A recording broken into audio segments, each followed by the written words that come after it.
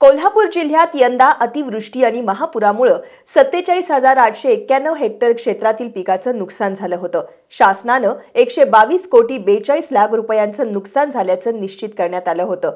आतापर्यंत 4,000हून अधिक शेतकऱ्यांना 86 कोटी रुपयांचं वाटप करण्यात आलं असून ई-केवायसी पेंडिंग असल्यामुळे अद्याप 40,000 शेतकरी नुकसान भरपाईपासून वंचित आहेत। यंदा 21 ऑगस्ट अखेर सुमारे 1,303 मिलीमीटर इतक्या पावसाची नोंद झाली होती।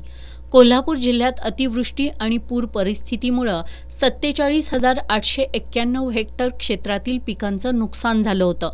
यामध्ये जिल्ह्यात 1,62,805 शेतकऱ्यांच्या नुकसानीपोटी 122 कोटी 42 लाख रुपयांचं नुकसान झाल्याचं निश्चित झालं होतं। आत्तापर्यंत ई-केवायसी पूर्ण केलेल्या 1,04,217 शेतकऱ्यांना 86 कोटी 89 लाख रुपयांचं वाटप करण्यात आलंय। दरम्यान ई-केवायसी पेंडिंग असल्यामुळे 40,905 शेतकऱ्यांना लाभ मिळालेला नाही। यामुळे सुमारे 29 कोटी 79 लाख रुपये निधी शिल्लक आहे। संबंधित शेतकऱ्यांनी तातडीनं आपली ई-केवायसी अपडेट करावी असं आवाहन करण्यात येत आहे।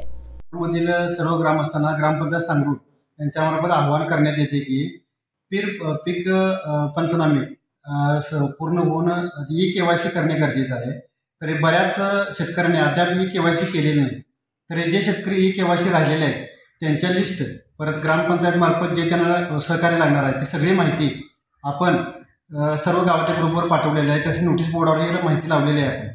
त्याप्रमाणे लवकरात लवकर शेतकऱ्यांनी ई-केवायसी करून घ्यावी जेणेकरून त्यांना पोराचे पैसे मिळणे सोपे होईल। प्रशासनाकडून ई-केवायसी पेंडिंग असणाऱ्या शेतकऱ्यांना निधीचं वाटप करण्यात आलं नसल्याचं सांगण्यात येत असलं तरी काही शेतकऱ्यांनी ई-केवायसी पूर्ण असून सुद्धा नुकसान भरपाई खात्यात जमा झाली नसल्याचं सांगितलंय।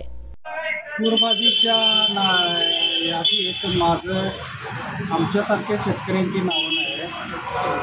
सर्वेमध्ये नाव आहे पण त्या यादीला ऑनलाईन यादीमध्ये नाव नाही। तरी शासनाने याची दखल घेऊन आम्हाला शेतकऱ्यांना यादीत नाव घालावं।